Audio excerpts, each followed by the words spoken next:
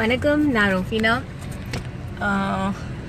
இந்த வீடியோ வந்து பார்த்தீங்கன்னா, நேற்று வந்துட்டு ஒரு ஷார்ட் ஃபிலிம் பார்த்தோம். வேகத்தடை அப்படின்னு ஒரு அருமையான படம் பார்த்தோம். ஸோ அதுக்கு ஆப்டான பிளேஸ் வந்துட்டு டிரைவிங் தான். அதுவும் சீட் பெல்ட் எல்லாம் போட்டுட்டு சேஃபாக நம்ம வந்துட்டு இந்த லைஃப் கொடுக்கணும் அப்படின்னு தோணுச்சு. அண்ட் எஸ், நான் ரொம்ப ஓரமாக நின்றுட்டு, டிரைவிங்கில் இல்லை, ஓரமாக நின்றுட்டு I'm going to start. என் ஃப்ரெண்டை பார்க்க போகிறேன். சரி, அதுக்கு முன்னாடி உங்கள் எல்லாருக்கிட்டையும் இந்த ஷார்ட் ஃபிலிமை பற்றி சொல்லணும். வேகத்தடை அப்படின்னு சொல்லும் போதே வந்துட்டு இட்ஸ் அபவுட் வாட் அப்படிங்கறத நம்மளால ஈஸியா கெஸ் பண்ண முடிஞ்சிடுது. என்னதான் கெஸ் பண்ணாலும், என்னதான் நம்மளுக்கு விஷயம் தெரிஞ்சாலுமே வந்துட்டு அதை ஃபாலோ பண்றது சில பேர் மட்டும்தான். மித்தவங்களுக்கு வந்து தெரிஞ்சாலும் ஒரு அலட்சியம் இருக்கத்தான் செய்யுது. எஸ், இந்த வேகத்தடை is all about safety, road safety அப்படிங்கிறது தான்.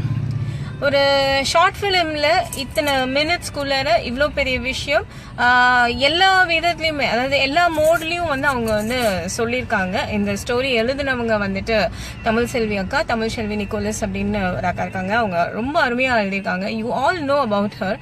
She is very talented. ஒரு சாதனையாளரும் கூட. அவங்களை பற்றி அதிகமாக எனக்கு என்ன சொல்றது, நான் சொல்லி தெரியணும்னு இல்லை, ஃபேஸ்புக்கில் அவங்க எல்லாருக்குமே தெரிஞ்சிருக்கும். இதை ப்ரொடியூஸ் பண்ணது வந்துட்டு அருமை அண்ணன் ஜுபீர் அவர்கள்.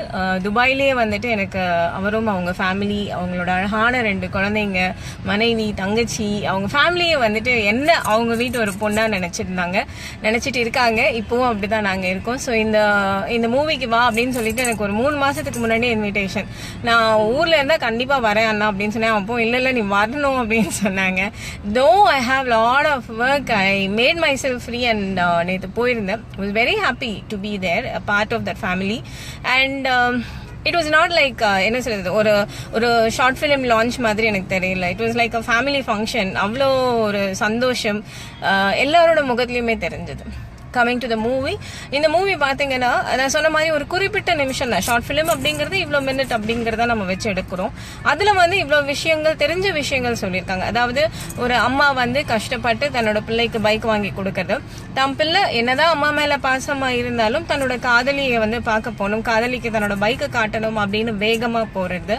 காதலி வந்துட்டு வெயிட் பண்ணி தாங்க முடியாம, நீ சீக்கிரம் வரலன்னா நான் பாரு அப்படின்னு சொல்லி அவங்க மிரட்டுறது. ஸோ இந்த மாதிரியான ஒரு விஷயம், இதனால நம்ம வந்து வண்டியை வந்துட்டு வேகமா ஓட்டிட்டு போறோம். சோ ஒருத்தர் வண்டி ஓட்டுறாங்க அப்படின்னா அவங்களோட மனநிலை என்ன மாதிரி இருக்கும் அப்படிங்கறது வீட்டுல உட்காந்துட்டோ வெளியே இருக்கிறவங்களுக்கு தெரியாது. அதே நேரத்துல வீட்டுல நம்மளுக்காக ஒருத்தர் வெயிட் பண்றாங்க அப்படிங்கிற ஒரு காஷன் நம்ம மனசுக்குள்ள, வண்டி ஓட்டுறவங்க எல்லாருக்குள்ளயுமே வந்துட்டு அந்த ஒரு காஷன் இருக்கணும். சீட் பெல்ட் போடுங்க, ஹெல்மெட் போடுங்க அப்படின்னு வந்துட்டு சும்மா சொல்லலை யாருக்கும். எங்களுக்கு என்ன போர் அடிக்குதா அவங்களுக்கு சீட் பெல்ட் போட்டுட்டு வண்டி ஓட்டுங்க, இல்லைன்னா ஹெல்மெட்டை போட்டு வண்டி ஓட்டுங்கன்னு சொல்றதுக்குலாம் வந்துட்டு யாருக்கும் டைம் அவ்வளோலாம் இல்லை. உங்களுக்கு நீங்க நல்லா இருக்கணும்னு சொல்றதுக்குலாம். பட் அதையும் மீறி சொல்றாங்க அப்படின்னா we have to feel for that. It's our life. நம்மளுக்கு இருக்கிறது ஒரு லைஃப். அந்த ஒரு லைஃப் வந்துட்டு நம்மளை நம்பி எத்தனை பேர் இருக்காங்க, நம்மளுக்காக எத்தனை பேர் இருக்காங்க, நம்ம லவ் பண்ணிட்டு எத்தனை பேர் இருக்காங்க அப்படிங்கிற ஒரு விஷயம் இருக்கு. ஒரு உயிர் வந்துட்டு போயிடுச்சு அப்படின்னா வராதுன்னு நம்ம எல்லாருக்குமே தெரியும். பர்சனலாக என்னோட லைஃப்லேயே இது வந்து நடந்திருக்கு.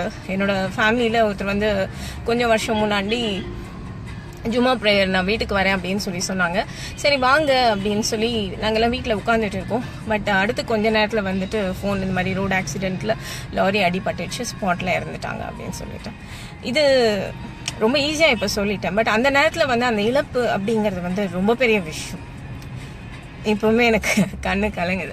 பட் எல்லார் வீட்லயும் வந்துட்டு அந்த இழப்பு வரக்கூடாது அப்படிங்கிறது தான் என்னுடைய தாழ்மையான ப்ரேயர்ஸாக இருக்கும்.